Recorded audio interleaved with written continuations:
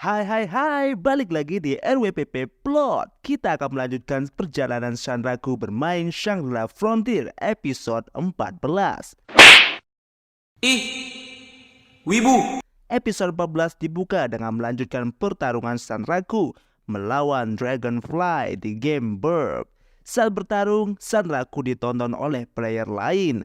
Mereka juga terlihat terkejut ada pemain baru di game Burp. Pertarungan berlanjut. Dragonfly menyerang lebih dulu, tapi Sanraku sudah bersiap. Saat Dragonfly muda maju mendekati Sanraku, Sanraku menggunakan pukulan cepat untuk menyerang. Seketika membuat HP Dragonfly habis dan KO.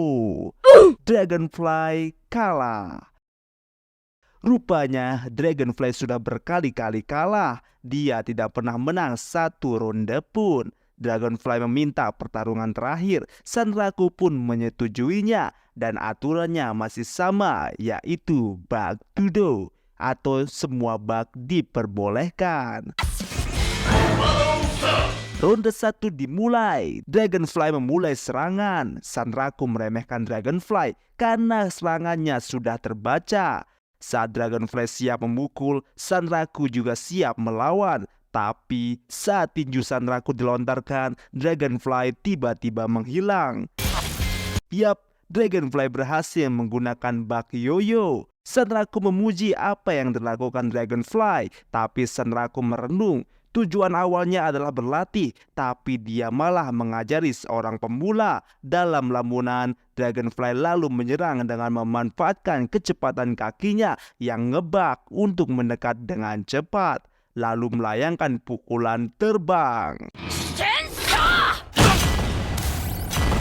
Sanraku terkena serangan dan mengurangi banyak HP-nya. Sanraku lantas memuji serangan pukulan terbang, tapi justru pukulan itu membuat Dragonfly terbuka untuk diserang. Sanraku lalu melakukan serangan Pil Bunker. Dragonfly mencoba menahan serangan Sanraku. Dragonfly lalu mencoba maju. Sanraku sudah bersiap dengan pukulan cepatnya. Tapi tak disangka, bug baru justru digunakan Dragonfly, di mana dia memicu dua pukulan sekaligus. Sanraku sebenarnya bisa saja mengatasinya dengan pukulan cepat, tapi Sanraku memilih untuk menerima serangan Dragonfly, dan serangan itu pun membuat Sanraku langsung KO. Dragonfly menang. Sanraku dan player lain yang menonton lalu membahas tentang bug tadi. Mereka belum pernah melihat bug seperti itu, di mana terjadi serangan ganda dalam satu serangan. Akhirnya, mereka memutuskan jika itu adalah bug baru yang ditemukan oleh Dragonfly. Dan orang yang menemukan bug baru berhak memberikannya nama. Tapi karena mendadak, Dragonfly belum menemukan nama yang cocok. Tapi Sanraku bilang tidak perlu terburu-buru. Mereka akan melanjutkan pertarungan, di mana sebagai ganti karena Dragonfly sudah menunjukkan bug baru, Sanraku akan menunjukkan bug yang pernah dia buat. Katanya bug ini cukup sulit karena hanya bisa dipicu di awal ronde. Ronde kedua pun dimulai. Saat ronde 2 baru dimulai, Sanraku melakukan hal yang mengejutkan. Sanraku membuat dirinya menjadi ganda atau yang disebut doppelganger. Ini adalah bug yang ditemukan oleh Sanraku sendiri. Orang-orang memang sudah biasa menemukan hal baru di game Burp. Makanya, sesepi apapun game ini, Sanraku selalu ingin berkunjung sesekali. Akhirnya, pertarungan ronde 2 terjadi. Sanraku menyerang menggunakan bayangannya, dan Dragonfly menyerang dengan Pil Bunker.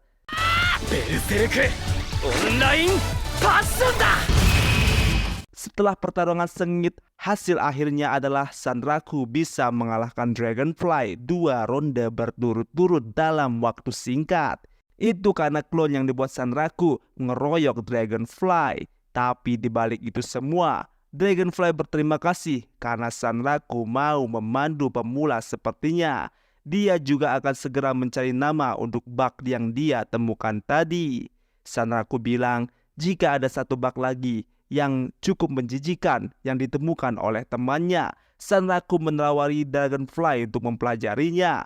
Dragonfly pun mau, dan teman yang dimaksud Sanraku adalah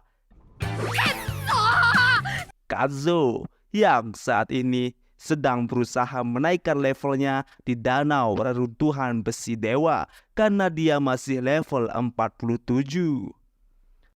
Beralih ke istana Rebetuza, Sanraku dan Emul akan pergi ke tempat skill garden untuk melakukan percampuran skill dan membuat combo. Saking semangatnya, Sanraku berlari tanpa tahu arah jalan. Tapi karena Sanraku menemukan sesuatu yang baru, dia selalu bersemangat. Emul mengatakan skill garden di Rebetuza lebih baik daripada yang ada di kota. Sesampainya di skill garden, Sanraku dan Emul disambut oleh kelinci yang bernama Elk. Dia adalah kakak dari Emul. Ternyata Emul itu kembar 3.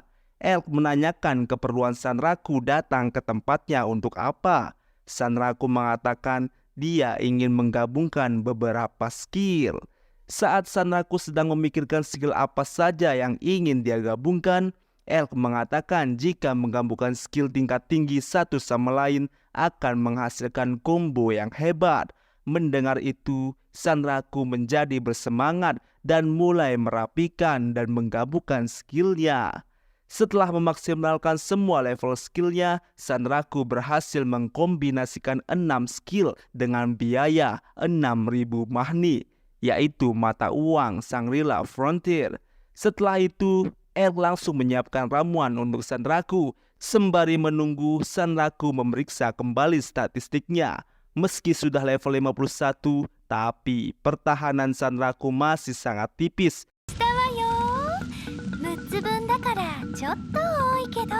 Elk telah selesai membuat ramuan untuk Sanraku.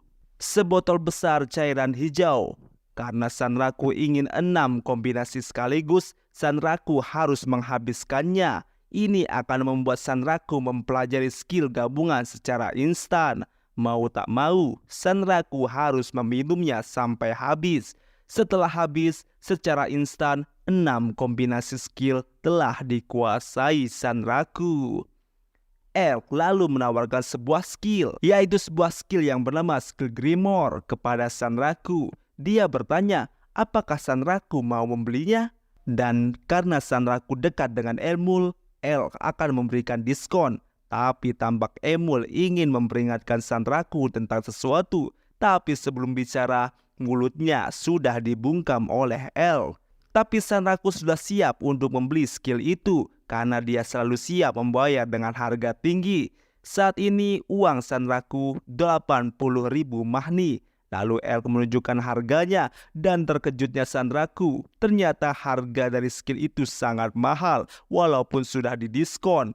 Sanraku merasa tertipu, tapi Elk terus mendesak Sanraku sampai akhirnya Sanraku mengalah dan membelinya. Uang Sanraku habis sudah, padahal dia berniat ingin membeli item bagus di Tirrema. Tiba-tiba Sanraku teringat sesuatu. Dia bertanya kepada Emul, jam berapa sekarang? Sanraku bilang, ini tepat waktu. Rupanya Sanraku sudah ada janji bertemu dengan Arthur dan Oikazo di kafe Apel Ular. Mereka tiba di kafe tepat waktu. Arthur sudah menunggu di sana. Di sini Arthur ingin membahas tentang pertarungan dengan Weathermon di mana ada satu masalah, yaitu klan Ashura Kai, di mana mereka juga mengetahui cara bertemu dengan Weathermon. Otomatis, mau tidak mau, mereka akan bersinggungan dengan klan Ashura Kai nanti. Oikazo mengatakan, apa mereka tidak bisa bekerja sama saja dengan meminta mereka mundur di bulan ini? Arthur mengatakan itu mustahil. Arthur bercerita, jika Ashura Kai adalah klan yang sangat dibenci karena sering melakukan pembunuhan terhadap player. Apalagi baru-baru ini ada update di Shangri-La Frontier di mana player yang telah melakukan PK mendapatkan status khusus, di mana jika ada orang yang membunuh player lain, selain hadiah, Mereka berhak atas item dan perlengkapan yang dibawa oleh player yang dibunuh. Itu menciptakan kelas pemain baru, yaitu pembunuh PK.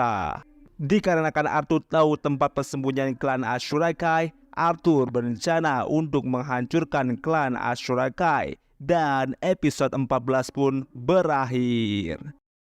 Wah, apakah di episode 15 Arthur dan kawan-kawan akan berhadapan dengan klan Ashurakai? Menarik untuk diikuti.